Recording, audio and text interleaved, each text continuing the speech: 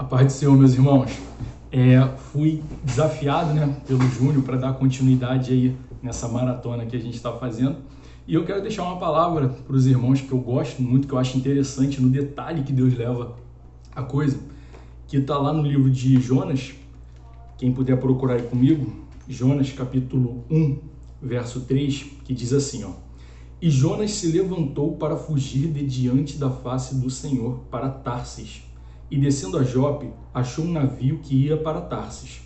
Pagou, pois, a sua passagem e desceu para dentro dele, para ir com eles para Tarsis, de diante da face do Senhor.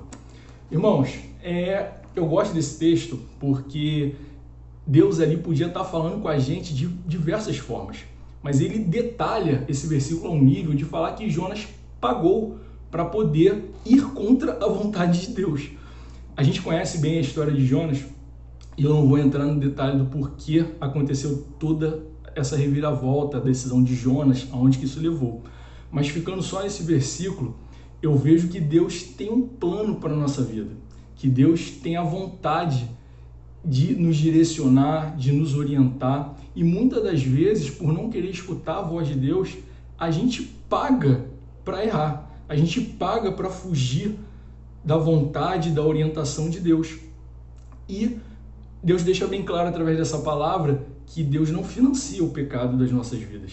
É uma escolha nossa e um direcionamento que Deus não aprova, mas Deus deixa com que nós venhamos caminhar mesmo quando nós escolhemos não estar com Deus, mas nunca nos abandona e nunca deixa de nos ajudar para trazer de volta, e é o que vai mostrar a palavra se a gente pegar toda a história de Jonas. Mas nesse item especificamente, a gente vai ver que Jonas quis evitar o plano de Deus, Mas a gente, no nosso dia a dia, trazendo para o nosso contexto, qual é o nosso problema às vezes para não fazer a vontade de Deus? Será que é porque a gente não está conseguindo escutar a voz de Deus? Porque a gente não está vivendo uma vida a qual Deus nos chamou para viver? De jejum, de oração? Ou será que o nosso ego é tão grande, que às vezes faz com que nós achamos que a gente pode ter e tomar decisões sem pedir a orientação de Deus? Ou talvez uma vaidade, um ciúme, porque eu olho para o lado, o irmão faz isso, mas eu faço melhor, entendeu? Ou até mesmo por prazer próprio, por a gente achar que faz coisas demais na obra de Deus, quando na verdade, não tem o que a gente fazer para poder pagar tudo aquilo que Deus já fez e faz na nossa vida. Então, assim, as atitudes de Jonas levam ele por um caminho que ele não precisava ter passado. E as nossas, muitas das vezes, nos levam aonde? Para o deserto. A gente passa dificuldade, a gente passa por uma situação difícil, só que assim, Deus é tão bom com a gente, que mesmo no deserto, Deus vai com a gente, acompanha as nossas escolhas erradas e vai nos dando porta a todo tempo para que nós possamos voltar para a presença dele, para que nós possamos voltar a ser templo do Espírito Santo, para que Deus possa trabalhar na nossa vida e que assim a gente possa viver uma vida em comunhão, em santidade com ele. Então assim, querido, tem uma coisa na tua cabeça para essa semana, para a tua vida, porque eu levo muito isso para minha. Muitas das vezes a gente erra sim, por escolhas nossas e não de Deus. Mas Deus é tão bom que Ele nos dá diversas armas para poder combater o mal, e mesmo quando nós caímos, para nós voltarmos para a presença dEle.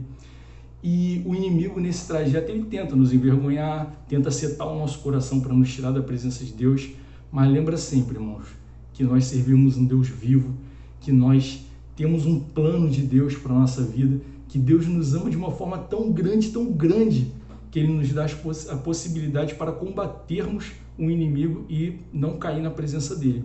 Eu gosto muito de uma passagem que está lá em 1 João capítulo 4, verso 4, finalzinho, que diz assim: maior é o que está em vós do que o que está no mundo. E eu entendo fortemente que o poder do Espírito Santo de Deus, que habita em mim, que habita em você, nos dá a condição de tomar toda e qualquer decisão correta, mediante a orientação dele, dizer não para o pecado, dizer não para o diabo e seguir em frente, vivendo a vida que Deus planejou para a gente. Que essa palavra aí possa abençoar a vida de vocês, como sempre abençoa a minha. Sempre que eu lembro, estou chateado, tenho alguma coisa, eu lembro logo dessa passagem e isso aviva muito a minha vida. Que Deus abençoe a vida de vocês aí. Boa semana, galera. Forte abraço.